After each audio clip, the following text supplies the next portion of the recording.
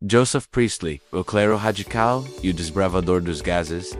Joseph Priestley foi uma figura singular do século XVIII, uma época efervescente de profundas transformações intelectuais, sociais e científicas. Conhecido por suas descobertas revolucionárias na química, particularmente o isolamento do oxigênio, Priestley foi muito mais do que um cientista. Ele foi um teólogo dissidente, um filósofo político radical, um educador inovador e um prolífico escritor, cujas ideias e ações o colocaram no centro de debates religiosos, políticos e científicos de sua era. Sua vida, marcada tanto por triunfos intelectuais quanto por perseguições, oferece um vislumbre fascinante das interconexões entre ciência, religião e sociedade no Iluminismo. Primeiros anos e formação de um intelectual multifacetado.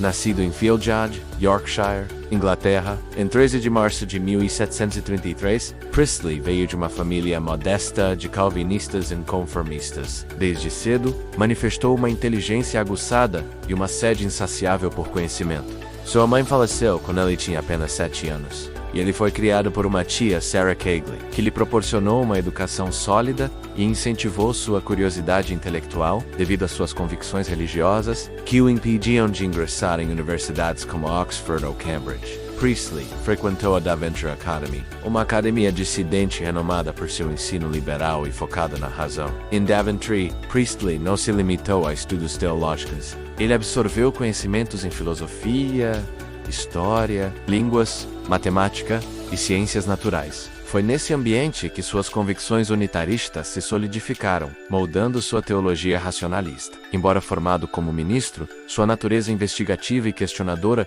o levaria a desafiar dogmas em diversas esferas da vida: o ministro, o educador e o filósofo político. Após completar seus estudos, Priestley iniciou sua carreira como ministro, servindo em congregações em Needham Market. Sua pregação, influenciada por suas visões liberais, nem sempre foi bem recebida, o que o levou a enfrentar dificuldades financeiras. No entanto, sua paixão pelo ensino o levou a assumir o cargo de professor de línguas e belas letras na Warrington Academy, em 1761, em New Warrington. Ele não só ensinou, mas também desenvolveu métodos pedagógicos inovadores e escreveu vários livros sobre gramática e história, demonstrando sua crença na educação como ferramenta de progresso social. Foi durante seu período em Warrington que Priestley começou a se aprofundar na filosofia natural, influenciado por figuras como Benjamin Franklin, com quem manteve correspondência. Franklin o encorajou a escrever The History and Present State of Electricity with Original Experiments, um trabalho que lhe rendeu reconhecimento na Royal Society e o impulsionou para o mundo da ciência. Paralelamente às suas atividades científicas, Priestley era um fervoroso defensor da liberdade individual e da reforma política. Ele acreditava firmemente nos princípios da liberdade de consciência, de expressão e na limitação do poder governamental. Suas ideias eram radicais para a época, e ele simpatizava abertamente com as causas das revoluções americana e francesa. Essa postura expressa em seus escritos políticos, como o Essay on The First Principles of Government, o colocaria em rota de colisão com as autoridades e a elite conservadora britânica. A era de ouro da pesquisa de gases, Birmingham e a descoberta do oxigênio, em 1773. A vida de Priestley tomou um novo rumo quando ele aceitou a posição de bibliotecário e companheiro literário para Lord Shelburne, um influente político liberal. Essa posição lhe proporcionou segurança financeira, tempo e recursos para se dedicar intensamente à pesquisa científica.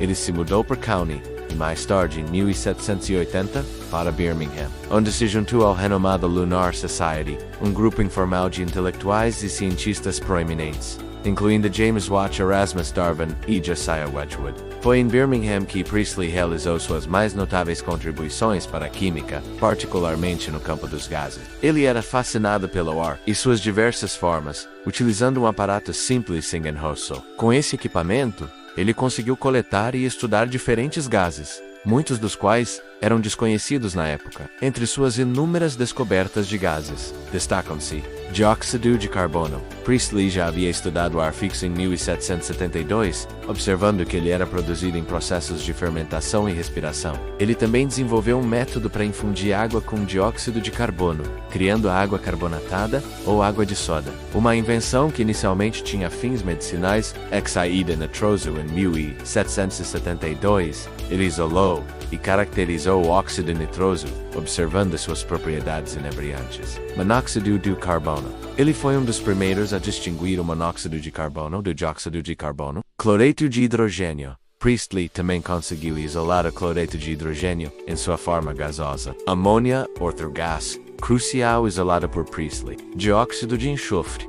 Ele também contribuiu para a compreensão desse gás poluente. No entanto, a descoberta mais célebre de Priestley ocorreu em 1º de agosto de 1774, quando ele aqueceu óxido de mercúrio e coletou um gás que permitia combustão de forma mais vigorosa e que parecia bom para a respiração de camundongos. L.O. chamou do ar de florhisticado, aderindo à teoria do flogisto, que postulava que uma substância chamada flogisto era liberada durante a combustão. Ele não compreendeu imediatamente que havia isolado um novo elemento. Ele comunicou sua descoberta a Antoine Lavoisier, o químico francês. Lavoisier, realizando seus próprios experimentos e com uma visão mais clara da química quantitativa, reconheceu que o gás de Priestley era, na verdade, um elemento fundamental e o nomeou oxigênio, enquanto Lavoisier é acreditado por identificar corretamente o papel do oxigênio e refutar a teoria do flogisto. A descoberta experimental do gás em si é inegavelmente de Priestley. Essa diferença de interpretação levou a uma das maiores controvérsias científicas da época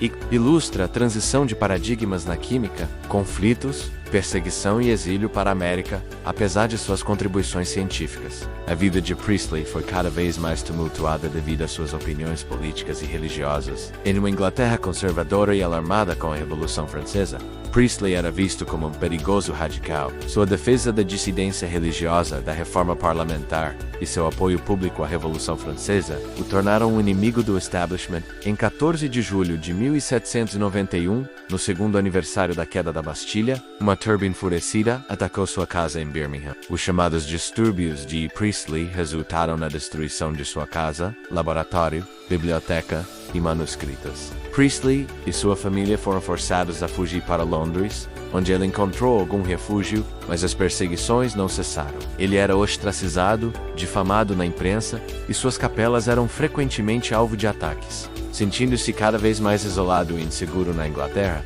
Priestley tomou a difícil decisão de emigrar para os Estados Unidos em 1794. Ele se estabeleceu em Norton, Pensilvânia, onde esperava encontrar liberdade e paz para continuar suas pesquisas e escritos. Anos finais na América e o legado contínuo nos Estados Unidos, Priestley foi recebido por admiradores, incluindo Thomas Jefferson e John Adams, que valorizavam sua erudição e suas ideias liberais. Ele montou um novo laboratório e continuou suas experiências, embora em menor escala do que em sua fase mais produtiva na Inglaterra. Ele manteve sua correspondência com cientistas e intelectuais de ambos os lados do Atlântico e continuou a escrever sobre teologia e política. Seus últimos anos foram mais tranquilos, embora ele continuasse a defender suas convicções unitaristas e suas teorias científicas. Mesmo as que eram cada vez mais vistas como ultrapassadas, como a teoria do flogisto, Priestley faleceu em Northumberland, Pensilvânia, em 6 de fevereiro de 1804, aos 70 anos. Um legado complexo e duradouro. O legado de Joseph Priestley é multifacetado e complexo, estendendo-se muito além de suas descobertas químicas. Na ciência, embora sua adesão à teoria do flogisto seja frequentemente lembrada como um erro, sua metodologia experimental e suas descobertas de múltiplos gases foram cruciais para o desenvolvimento da química. Ele demonstrou a importância da experimentação e da observação rigorosa. Sua descoberta do oxigênio, mesmo que ele não tenha compreendido totalmente sua natureza, foi um dos marcos mais importantes na história da ciência. Ele pavimentou o caminho para a revolução química de Lavoisier na religião. Como um dos mais proeminentes teólogos unitaristas de sua época, Priestley defendeu um cristianismo racional, livre de dogmas e tradições que ele considerava irracionais. Ele foi uma figura central no desenvolvimento do unitarianismo moderno, na política e filosofia.